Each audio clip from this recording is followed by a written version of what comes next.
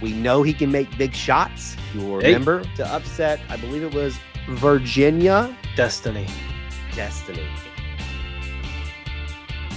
Let's talk about the roster, because that's where these days, when a season ends, you start spending a lot of your attention and time on immediately. This is just us as fans. We're not even talking about the coaches, right? We're just talking about our speculation of it. You and I have talked about on previous episodes what we've already known is started to transpire, some anticipated departures from the program. First was Katie Johnson. Trey, I also believed you and I talked about last week on that one. But what we haven't had a chance to discuss, and maybe let's start there, was at least to this point of us doing this, quote unquote, a final departure. I'm not saying there won't be others, but the one that everybody, at least a position, people were anticipating some changes to happen. And that is Aiden Holloway. McDonald's All-American, had a great start to the year, didn't really maintain throughout the rest of the year. A lot of people were, up and down about him. He departs, leaving Auburn at least true point guardless. Were you shocked? Were you worried? What do you think, Austin? I was more shocked at Trey. I'll say it that way. I thought that it would be probably one or the other.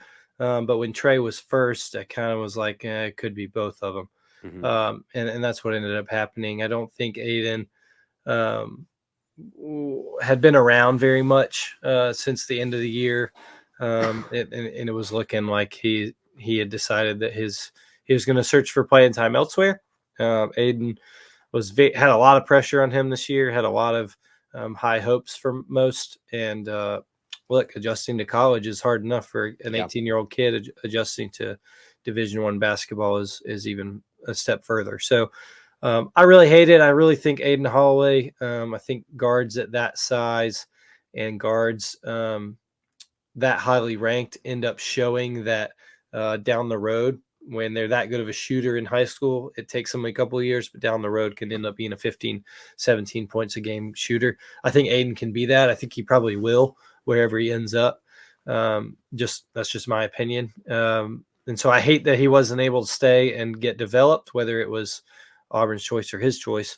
But that is the world of college sports right now. You can go whenever you want. And I think Aiden will have plenty of suitors. I kind of hope he gets back closer to home. I think that'd be good for him. And there's plenty of great options there. So I hate it for Auburn and I hate it for Aiden. It seemed like a really good match even a year ago, but hopefully they're both able to be better off. Yeah. And I would advise people, remember how high you were on Aiden and remember now. And so when you start applying this to people that are arriving as freshmen or transfers, maybe give them some time and let's see how things work out before we treat them like the next Cam Newton of something. I agree. I think Aiden is a very rare talent and eventually will get whatever he needs worked out with a shot, whatever. I have a feeling we may be seeing a little bit of a Davion Mitchell where he was trapped in a group of talented guards in a lot of ways, maybe weren't necessarily checking the boxes where we needed in guard play.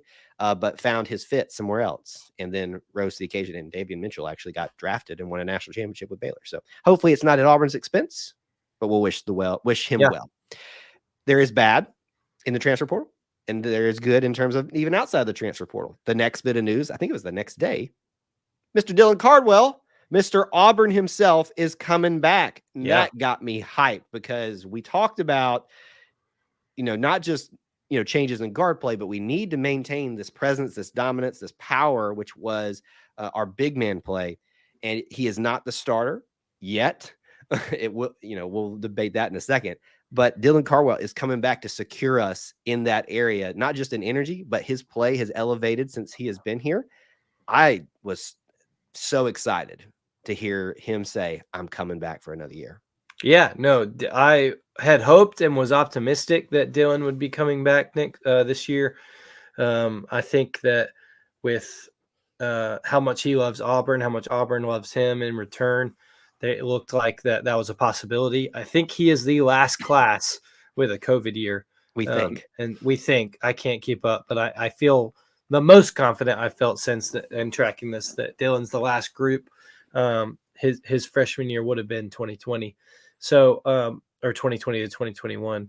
I think. See, I don't know. So Anyway, it gets confusing. his best year last year. Is it going to be great to have him back? Will he be the starter? Will he be a backup again? I don't know. I think he's okay with that, or he wouldn't have announced he'd coming back if he was waiting on other individuals. So we'll see. I'm thrilled to have him back. I think Auburn University's campus is thrilled to have him back. Oh yeah. So good luck. Guess what? We'll be having more shirtless videos of Dylan on the Jumbotron here in just a few months. I love this kid so much. He just embraces everything that is Auburn. That video, just you want to talk about Auburn video crew making me tear up with every homecoming video. Woo! I'm telling you, right? I'm looking in the camera. I know there's audio only people, but I'm looking at the camera. Auburn video. If you do not have Dylan Cardwell do some type of homecoming video for football season next year in what will be his final year, you have not done your jobs. And that's me saying that you do your jobs every year of making me cry. So you challenge thrown out, I guess. Maybe they'll accept the challenge. Dylan Cardwell coming back. Huge news for Auburn. Probably the biggest news of the week is a brand new point guard, and most likely, I would say, a PG1, point guard 1 coming in, and that is Mr. JP Pegues, if I believe I'm saying that right. Not too far removed from football, having to say that one a lot. Yeah. But your new point guard by way of FURMAN, JP Pegues. Your thoughts? Yeah, JP Pegues, one of the best players in the SoCon last year. A lot of coaches, a lot of people thought he could have been the player of the year in the conference. I think truthfully that's good for Auburn. He wasn't, because it wouldn't have been as much of a battle to get him. Fits really well into this Auburn roster. Obviously, he's the only point guard on the team right now. True point guard. But I think that he's a veteran. He's got years of experience, has NCAA tournament experience, and has played with high-level teams, and will get to be a part of a talented roster as it stands right now, and could be.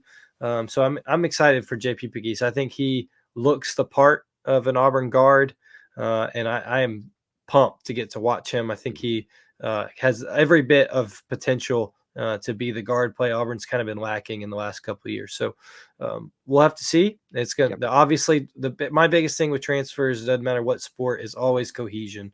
Auburn, especially if you've watched any part of the Auburn basketball team the last couple of years, it is a big deal on how closely knit and tight that team is on and off the court. Bringing other personalities into that always is a potential threat to that. But when these players visit and they come out talking about the family atmosphere and how much they see it evidently, I think we'll have no problem. So I'm looking forward to how JP Pegues enters this guard room and can take Auburn to the next level. He has the ability to score with FURMAN and at their conference level, but just in college basketball in general, will that translate to Auburn, to SEC play, to big time, like true every single night? You're playing big time power conference basketball. Only time will tell. But the pedigree seems to be there. We know he can make big shots. If you will remember from 2 seasons ago, that dynamite shot he knocked down in the tournament to upset, I believe it was Virginia. Destiny. It was just written in the stars. It only took an extra year to get here. So we'll see if he can maintain that. So as a final point in this conversation, we've talked about what we know, what could be. We obviously know that we've lost 2 point guards, so I think we can make the fair assumption that another guard is going to be brought in some fashion. Tahad, who's coming in, can play point guard, but Bruce is insistent that he will play off the ball a lot. Right. Denver can play point guard, but I think he has flourished outside of maintaining point guard responsibilities. And I think we want to keep that. So it looks like I'm just going to make this step out and say we're probably going to go find a point guard somewhere to fill in somebody who's wanting to make that step up, but maybe isn't ready to be a starter yet. That's just how I see it. The big one, will Janai Broome come back? Where do you stand on it? Yeah, it's the biggest question left, right? I think that it probably affects a lot of what Auburn does left in the 3, 4, 5 positions in the portal. Now, the thing with Janai is that he has declared twice, right? Like he has declared once after Morehead State before transferring to Auburn, once after his season at Auburn last year. both times has decided to come back to college. Rules state if you do it a third time, if you declare, you are gone. There is no coming back. Doesn't matter if you have eligibility or not. So that is where we're at. If Janai announces, we can close the book on Janai in college, Janai at Auburn. I think that it is probably Auburn or pro. I don't, I'm sure there's teams all around the country that would love to have Janai Broome in the transfer portal and are probably making that known through different channels. However, I think it's probably Auburn or the pros. I would imagine Auburn's going to have to figure out a way to pony up and to make that last year worth it for Janai in terms of financially. My gut says he's coming back. I have nothing to go off of that other than what my gut says. I just feel like him seeing what Auburn's doing, they're not just losing guys, they're being aggressive and getting other guys to come in. Pegues is a natural scorer that will help Janai by spreading things out, giving him take attention off of him. Yes, giving him more opportunities to not be focused on and to not have to be the guy. And so I think he comes back, and if he does, Auburn is in for a very nicely set up year next year. Still has to all come together, still has to all be capitalized on, but my gut says he's coming back.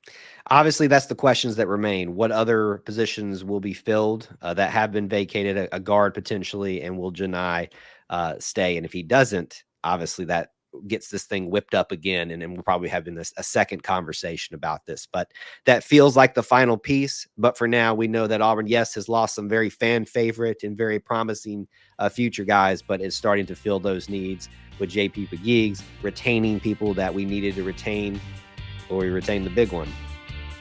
That remains to be seen.